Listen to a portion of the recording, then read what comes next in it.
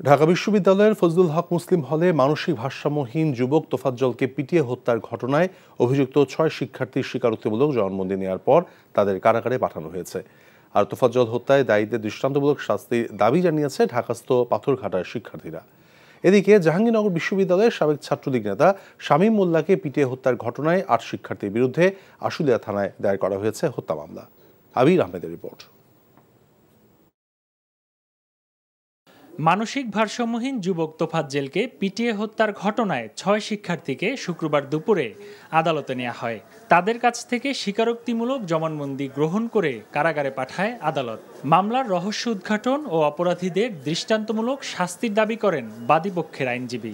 তোফাজ্জল ছিল একটা পাগল মানসিক রোগী। এই জানার পরেও ঢাকা ইউনিভার্সিটি, যা এশিয়ার একটা নামকরা বিদ্যাপীঠ, সেখানকার ৬ জন ছাত্র তারা এই ছেলেটাকে, একটা পাগলকে তারা মোবাইল চুরির অপরাধে দীর্ঘক্ষণ ধরে মারপিট করে। আমরা এটা টিভির খবরে দেখেছি এবং বিভিন্ন মিডিয়াতে দেখেছি। শাস্তির দাবি জানিয়েছেন ঢাকায় বসবাস করা পাথরঘাটা উপজেলার শিক্ষার্থীরাও।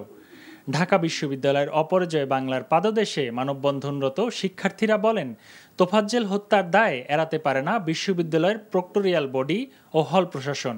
এদিকে দোষীদের বিরুদ্ধে প্রশাসনিক ব্যবস্থা গ্রহণের আশ্বাস দিয়েছেন বিশ্ববিদ্যালয়ের প্রক্টর। হল পর্যায়ে তো একটা ব্যবস্থা ওনারা নিয়েছেন কিনা আমরা দেখব। আমরা তখন বিশ্ববিদ্যালয় পর্যায়ে যে কমিটিটা হবে সেখানে আমাদের দুটো টিওআর থাকবে। একটা হলো স্টুডেন্টদের ব্যাপারে সিদ্ধান্ত, আর একটা হলো প্রশাসনের ব্যাপারে সিদ্ধান্ত। সো ওই কমিটি তখন যাচাই বাছাই করে ব্যবস্থা নেবে আর কি, মানে সুপারিশ করবে। তবে ইতিমধ্যে অন্য ব্যবস্থাও হয়ে যেতে পারে। এদিকে জাহাঙ্গীরনগর বিশ্ববিদ্যালয়ের সাবেক ছাত্রলীগ নেতা শামীম মোল্লাকে পিটিয়ে হত্যার ঘটনায় ৮ শিক্ষার্থীর বিরুদ্ধে আশুলিয়া থানায় হত্যা মামলা দায়ের করা হয়েছে।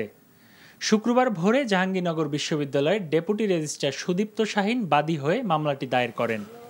আবির আহমেদ, এনটিভি নিউজ, ঢাকা। আরে সপ্তাহ একটা ব্র্যান্ডের গুলা আমার বংশ ব্র্যান্ডের কি আপা বিচার কত বিক্রি এমন পাড়া দিব না গুরু গুরু ভিতরতে সব বাইরে যাবে। আরে ওইটা থামো না, তোরে যদি ইসলামিক সাই সবাই আমি ডিভোর্স না দিছি। আপনারা কি হোগারে কালিয়া বল আমরা সামনে তুমি আমারে আম্মা ডাকলাকে